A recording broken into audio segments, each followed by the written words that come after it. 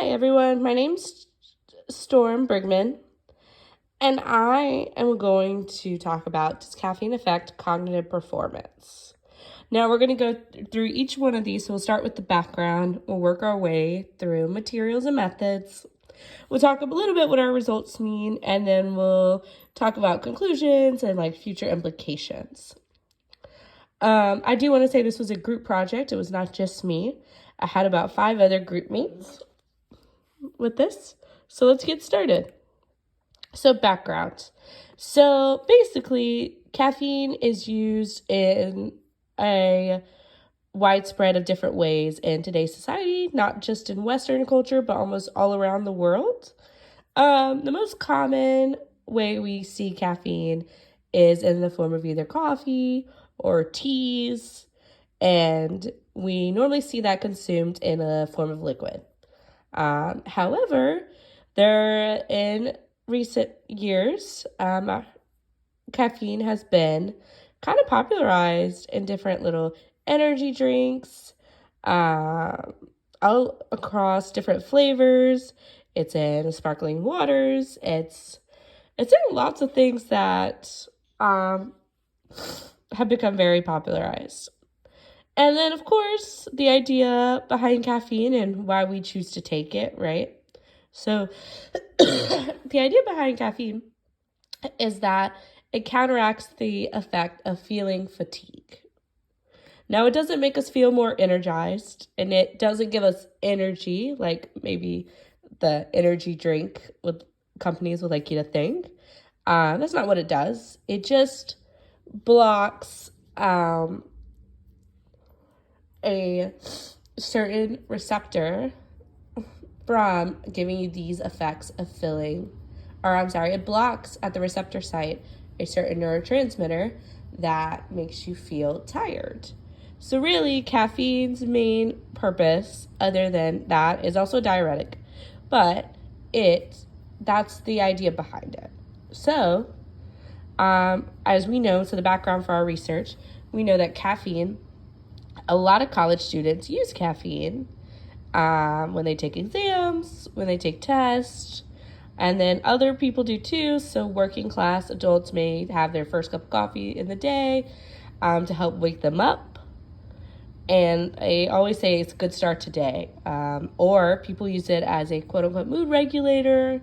They won't be in a good mood unless they have their coffee. However, so for our study, we basically wanted to see what would happen if we took 35 milligrams of a caffeinated beverage, and then we performed a Stroop task. Now, the Stroop task is an interesting one because it was a reaction Stroop task, and so we didn't compare the results of incongruent versus congruent or things like that.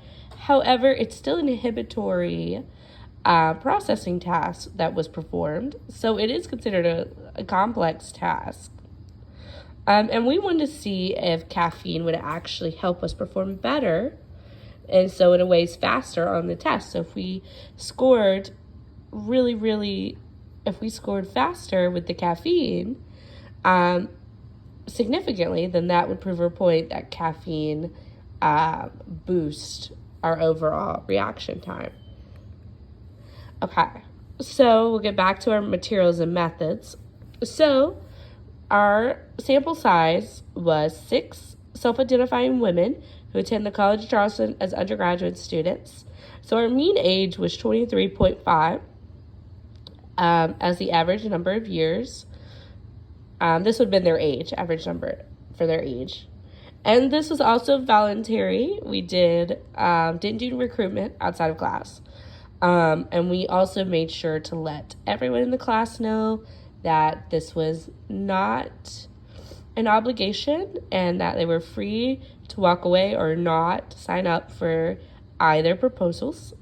So the procedures. So we started off by encouraging the participants to perform no cognitive task. No cognitive task, and also an hour before we were to perform any type of condition, we want to make sure no caffeine was involved. At least 1 hour before. We weren't saying to completely withdrawal for weeks or days, which we may talk about a little. It could be confounding to our experiment. So after that, after making sure we were at least an hour of no caffeine, we then performed this strobe task individually on our computers. So everyone had their own personal computer, and we all used the exact same forum. And this would have had 40 trials for 2 minutes. And so because we were limited to 2 minutes, there was you either got a correct answer, a wrong answer, or it could have timed you out. So those would have been the 3 responses you would have gotten.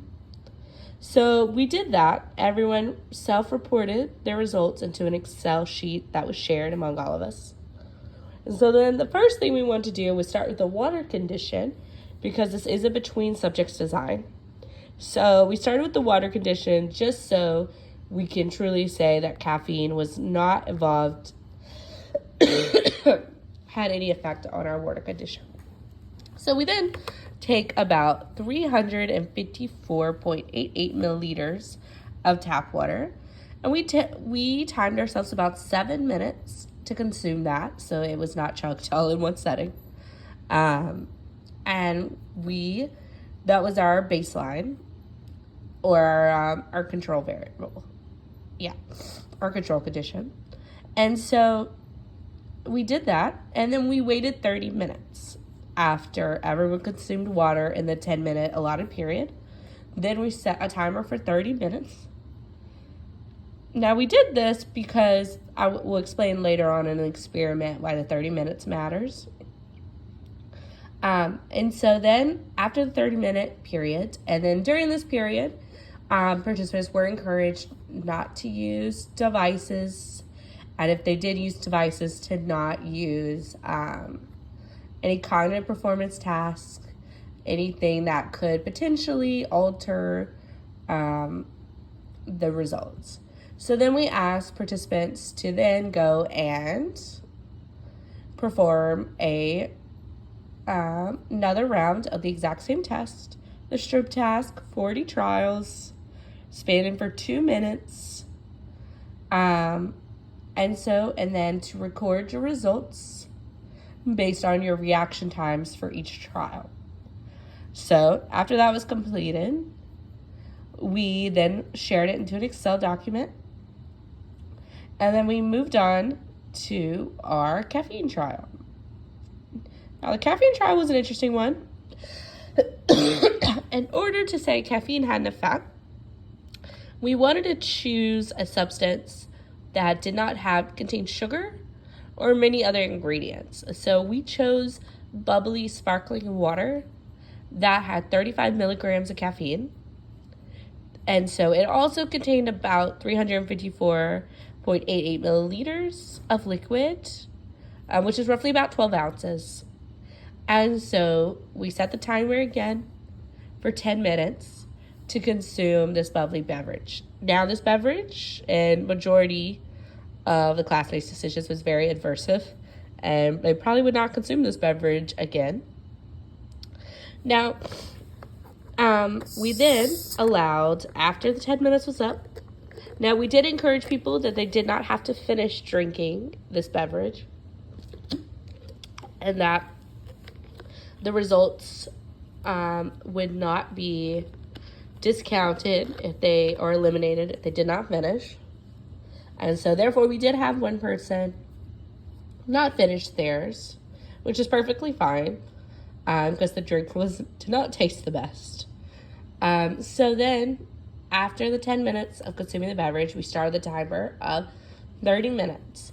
Now, the idea behind 30 minutes is that caffeine consumption reaches its highest peak in the blood plasma within 30 minutes.